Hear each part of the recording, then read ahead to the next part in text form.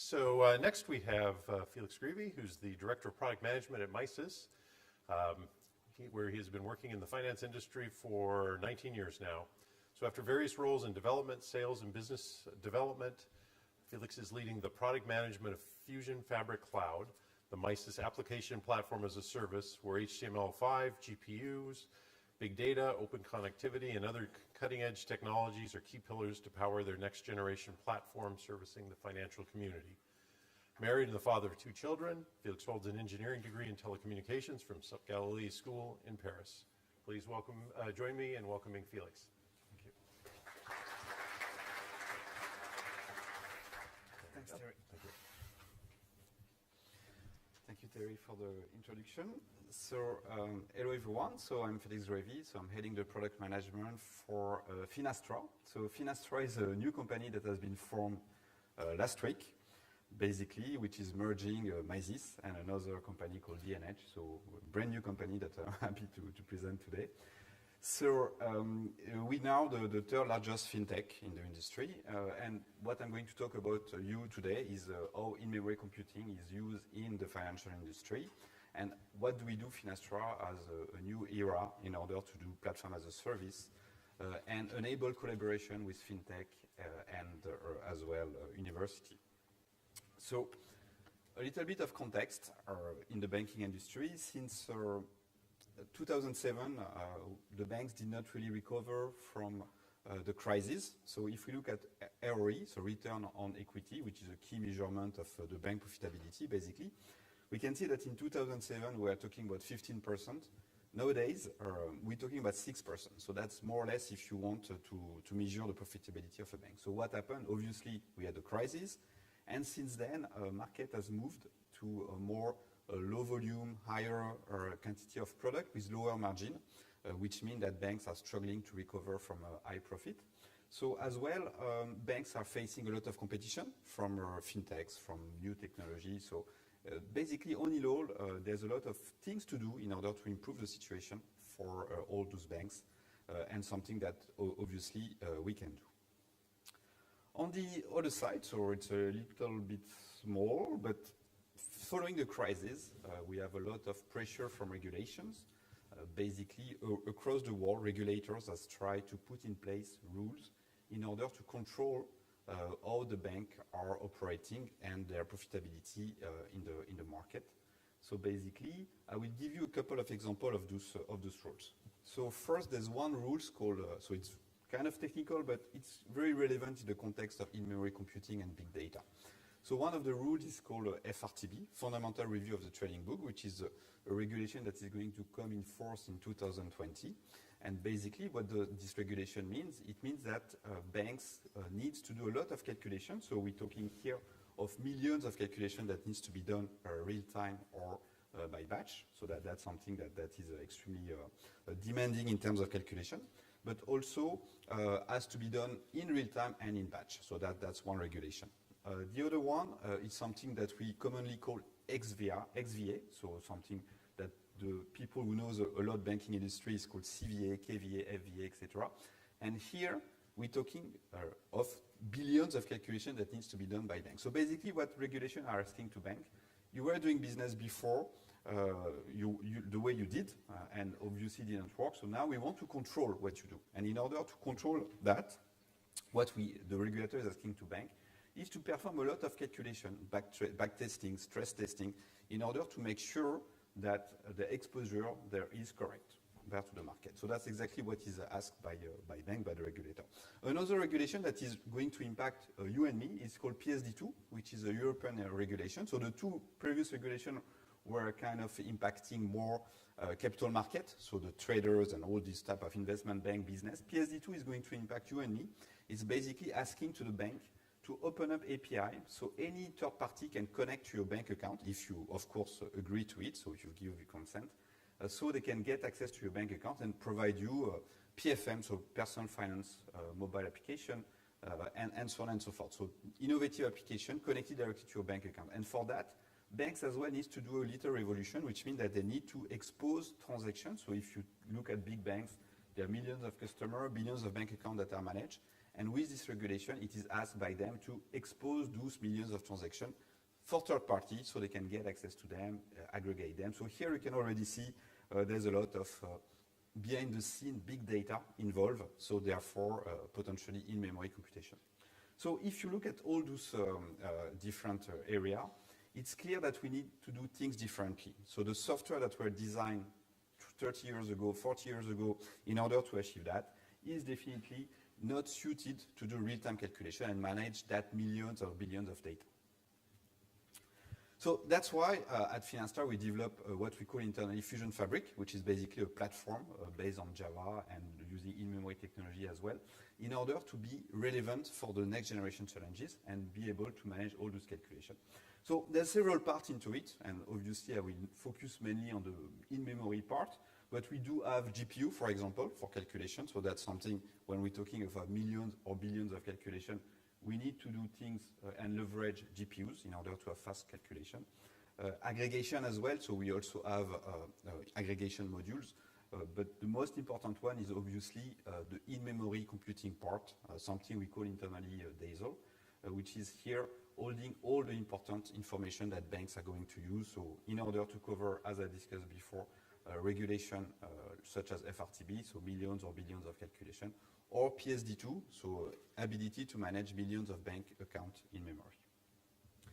So what we want to achieve is the software that managed by Finastra covering a large scope in the industry. So we're talking about trade finance, we're talking about capital market and retail banking.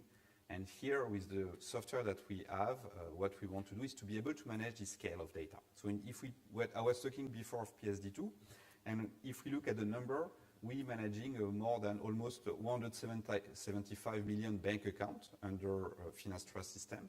And therefore, if we want to expose those bank accounts to the outside world, so third party can start to develop application on top of it, we need to have a way to third party to access this data with mechanism that relies on caching and so on and so forth to avoid that there will be a lot of pressure on the core system. So what we call core system are the traditional systems that manage bank accounts or capital market solution in banks. And we want to have a new layer on top of that in order to be able to access all those information quickly. So now, going to focus a little bit on the in-memory aspect of what we do. So basically, in order to give access to third party to a large amount of data, we don't want them to get connected directly to the core banking system. So core banking system, as you know, are systems that are extremely reliable, sometimes based on mainframe, but not so optimized and designed for real time. So if people, based on the PSD2 regulation, wants to start to build PFM solution to get access to bank account, they cannot connect directly to the mainframe, but therefore that's why we have built this layer, in-memory layer, where we can get access to the bank account information without impacting the core system. So in order to do that, we are loading all the trades in memory in the various nodes, so machine and virtual machines, that are hosting all the data in RAM in order to be able to do fast processing and give access to those transactions to third party.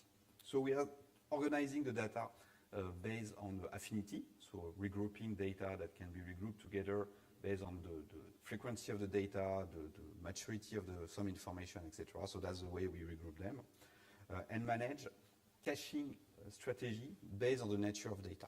So here we're talking of three different caching technology. So one that is related to data that are not moving often. So for example, bank account is not something that is not moving often, so we can put that in a more static cache. We can put then transactions that are moving a lot, such as bank transactions. So basically, whenever we do spending, there's a lot of information, new information that is updated. So that's something that we're going to use.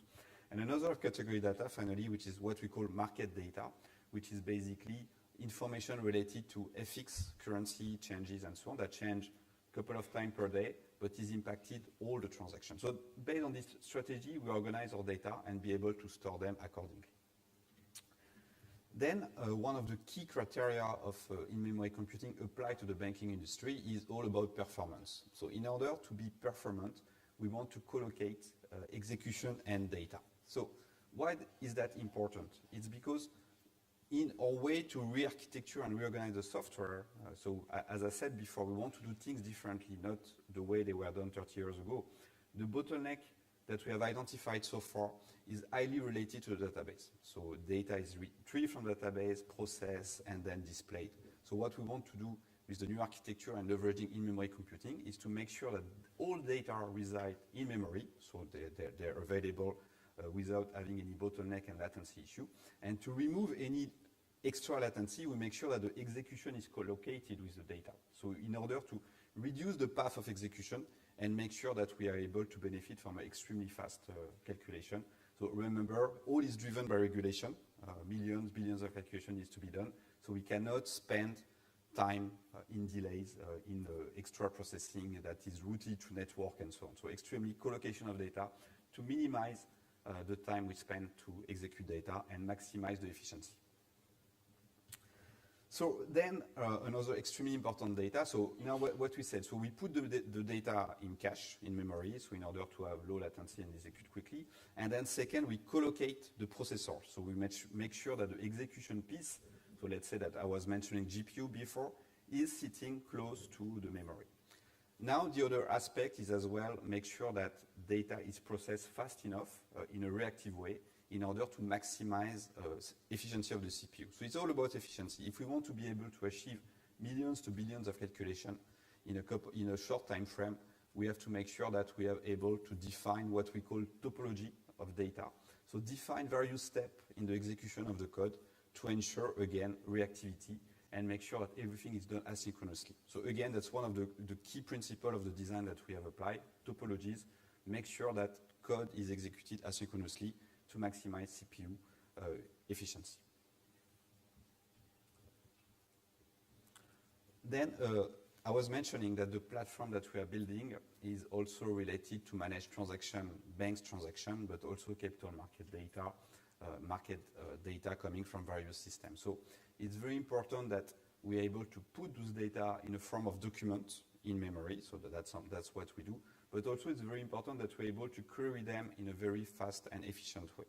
So that's why, even though we push data in what we call native format, which means that when we connect 2, 3, 10 systems together, every system has its own data representation, and we don't want to force a common representation to be very efficient and avoid bottlenecks. But that being said, it's still important to be able to query data in order to show consistent information for the consumer. So when we're talking about transaction, bank account, again, transaction, that's a very common example.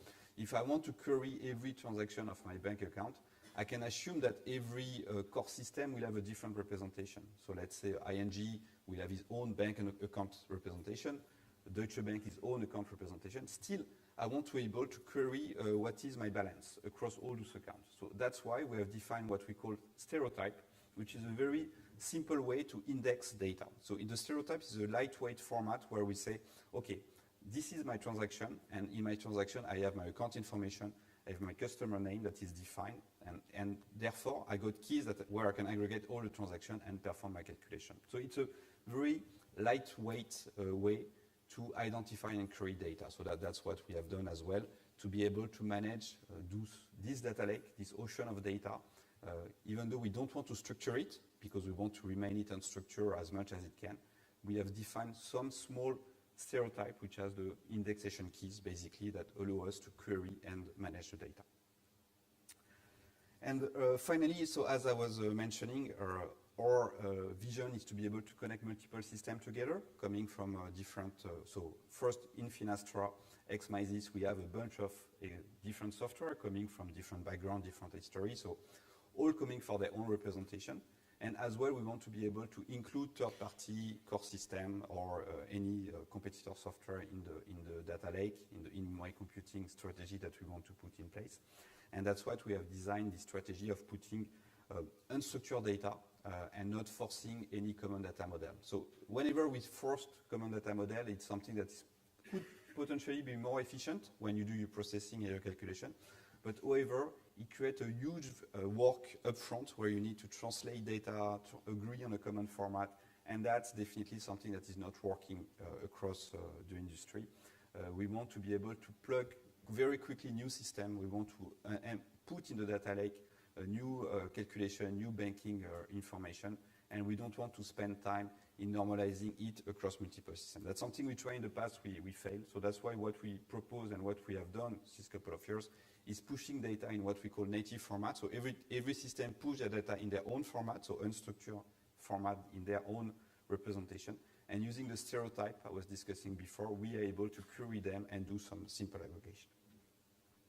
So enough of all the theory. If we look at some benchmark now, so what I was saying, that we have done this new layer in order to do things better and be able to be relevant for this regulation and the next generation regulation as well. And therefore, we put all the information in memory, and we're coding GPU in order to do calculation. So here, if we talk about the valuation of a swap portfolio, so swaps are simple derivatives in financial industry that is extremely used by banks. So that's the most common used derivatives. With using our architecture and leveraging the cloud platform, we're able to achieve 43 million PV per second on a GPU that is hosted on Amazon, basically. So which means that it's really, for banks, important to be able to get extremely good performance, so millions PV per second. So as a comparison, if you use a standard software algorithm, you will achieve something close to 25,000 calculations per second to maximum 100,000 calculations per second. So with the new architecture that we put in place, combining in-memory representation and GPU, we're able to achieve 50 millions of calculations per second. So it's really give you some concrete example of how in-memory computing can really change the way banks are operating, and that's why we are bringing to the market nowadays.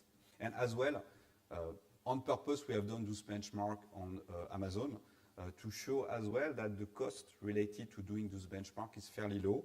So the rental cost of such machine, so it's something like $10 per hour. So if you compare to what it used to be needed in order to do calculation to what we have today, it's extremely interesting to see the performance that we get today. So that's the framework that we have put in place since a couple of years now. And obviously, it's very performance, very good. But that being said, as I was saying, regulation is constantly evolving, and we have a lot of local regulation as well. You know, we have a lot of jurisdiction. We have Europe, US, Asia. Within Asia, we have the jurisdiction for Australia, for Singapore, etc., etc. So how do we cope with all those changes? And that's why what we have unleashed is a way for people to collaborate. So the purpose of this discussion is to say the collaboration. So that's what we want to unleash. We develop a platform, and we want to make sure that fintech and academics basically can use the platform to develop new features and collaborate on top of the platform that we have developed using in-memory computing. So the idea is to enable what we call app economy for the banking industry, leveraging the platform that we have defined since a couple of years, the in-memory based computing, in order to bring speed and innovation, and open innovation to everyone. So instead of waiting for Finastra to develop software and deliver them to the market, our strategy is to say that now we give platform to third party so they can themselves develop new application, they can be proposed to banks. So it's a way to have more speed and innovation. So we leverage the FusionFabric platform, so basically in-memory computing that is residing behind the scene. So people, third-party developer, fintech, etc., can use what we call the Fusion Curator in order to be able to develop new applications that will be available and given to the banks. So in a nutshell, something we can discuss in much more details during different breaks. So we have used some various open source software to be cloud native, such as Cloud Foundry, for example, or the Netflix open source stack, in order to make sure we can manage the cloud features, the scalability, elasticity that we need, in order to bring this capacity on the cloud.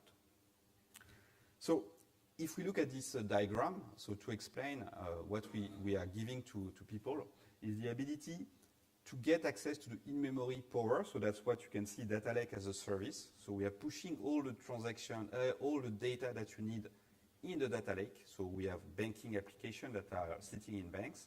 They are pushed in the cloud, put in the in-memory framework that is residing on the cloud and using in-memory computing. And we give access to third-party high-level API so they can develop new application and push that into our store. So the idea is to open up, as I said, collaboration and contribution across the industry, so across academics, fintech, etc. So we have banks connected to the platform, sending data to the platform, and fintech and students be able to develop applications in order to create new added value for customers, because the whole idea of the platform is to say that we want to open up innovation to third parties. So the in-memory computing framework that we developed with all the cutting-edge features such as GPU, we want to give that now to third parties so they can develop application. And the result is the following. So the ability to create application across different branch of the financial industry.